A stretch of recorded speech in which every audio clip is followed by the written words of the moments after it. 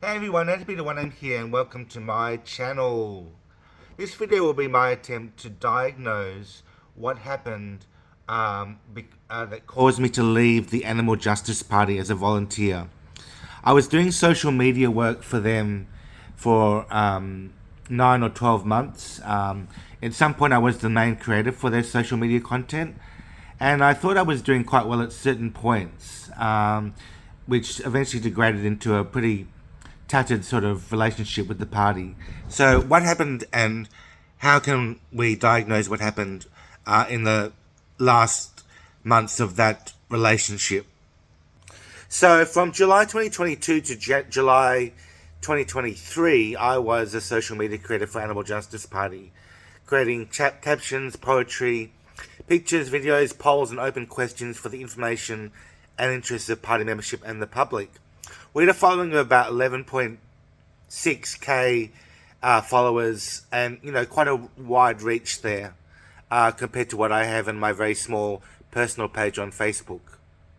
As well as all this media, I also conducted email interviews with party staff and members for publication. So we did posts of interviews, and I generally worked in teams of 2 to 5 people to find and drive ideas and produce professional content.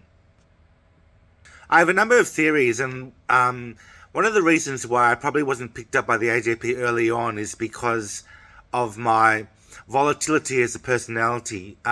Most likely, a lot of my posts, even though they were quite prolific and quite, kind of effluent in their expressions, may have been picked up as being quite controversial, because I am a controversial type of person.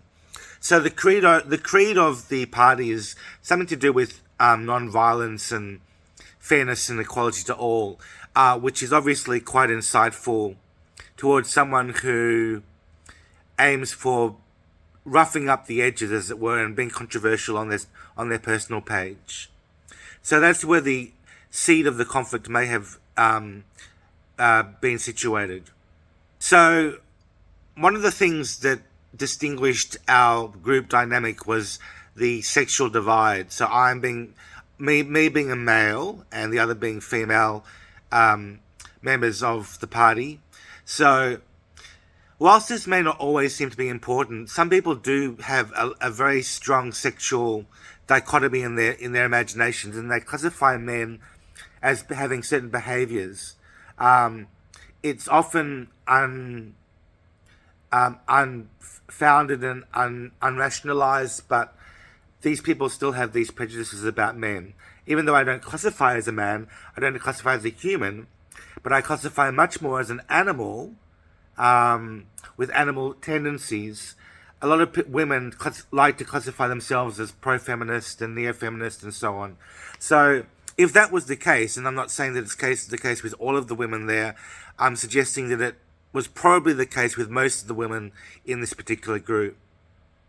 So it's very easy to antagonize oneself and create prejudicial anxiety about men having such and such a trait and not being able to do certain things or doing certain things their own way, etc., which can inflame the temperament.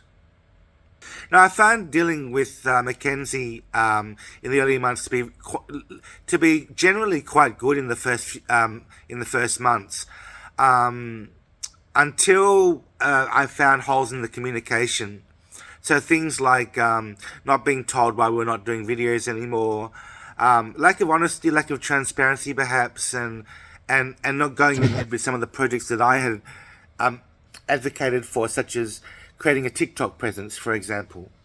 So I don't think that Mackenzie was entirely transparent and honest, certainly not forthright in some respects, just trying to keep the peace. And I think that at the expense of this type of uneasy peace is that things start to fall apart inside.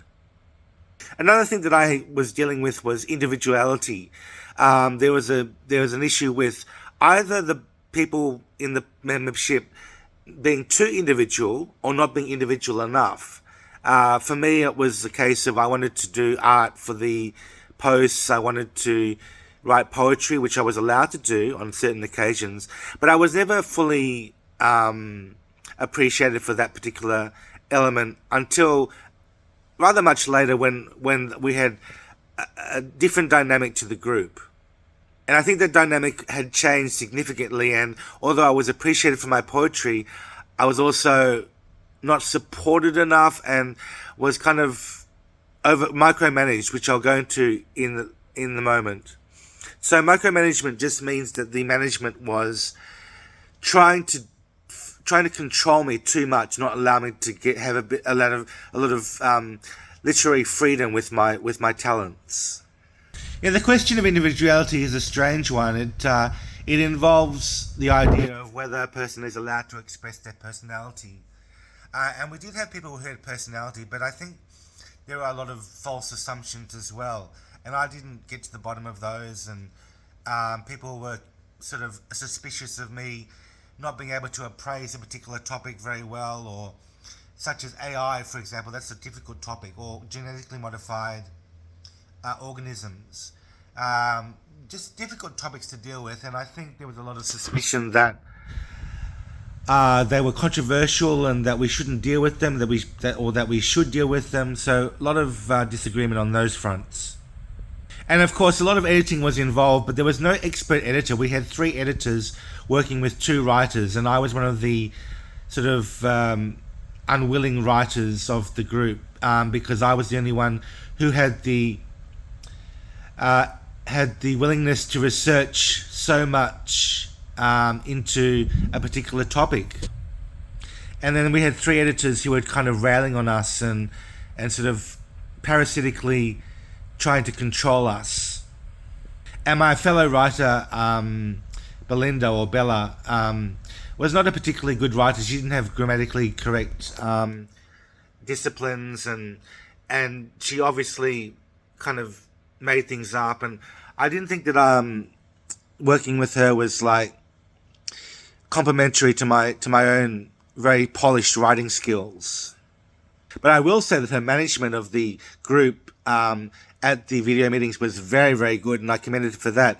Only problem was that she wasn't willing to keep on going with that, and she thought that I wasn't taking my share of the load, just because I wasn't able to manage group settings like that.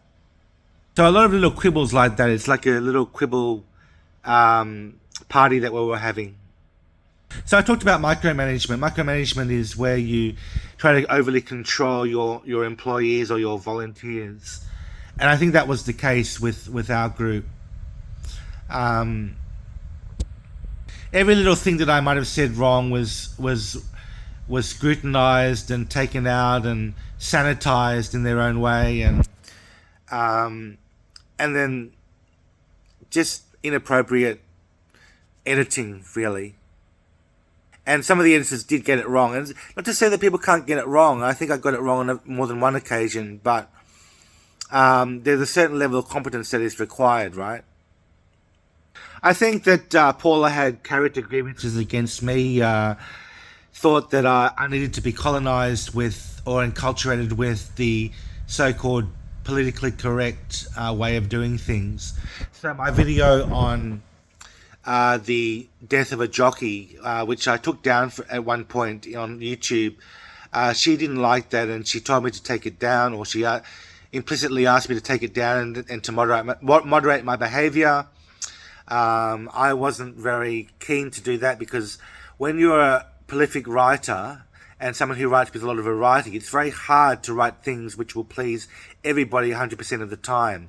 And Paula, not being a writer or prolific writer herself, did not appreciate that. So some things I took away from the experience of working for social media for AJP for 12 months or so. I got the best post out. I did a poem called I Matter, which is about a dairy cow who is enslaved, and that got more than 600 reactions and probably thousands of views, or definitely thousands of views, and I'm really pleased about that. But it wasn't really acknowledged by Mackenzie. She didn't really think she thought it was good, but I didn't get the go-ahead to do more of those things and to really capitalize on that advantage until a little bit later, when I wasn't really able to do that. so well. So one of the things about Mackenzie and many of the other members is that they weren't very facilitative of debate. They didn't choose to respond to people in the comments because they were afraid of inciting controversy. And for me, controversy is like the bread and butter of social media. When you are controversial, when you enter actively into debates and discussions and are able to rationalize your opinions, that's very important for your social media following, as is the case with a politician like Jonathan Sriranganathan, who obviously engages very well with his followership and gains a lot of respect and a lot of disrespect for doing so. So sadly, or a bit sadly, after a few months after I left the AJP, the social media pages became pretty much redundant. No one was doing the content on a regular basis. There was no team set up to do that, and unfortunately, many of the followers dissipated as well, down to 10,000 or so. I don't know what the followership is now, but I'd say less than 10,000 now. I'd be very keen to see that AJP flourishes or develops into the future and regains a firm footing in politics in Queensland and in Australia. But obviously dealing with the issues of working for them is one of the first steps that we have to take to be able to do that. So I hope this video will be useful to some of my fellow members or people who have worked for the AJP, etc., and that this video provides value to you for that reason. Okay folks, bye for now.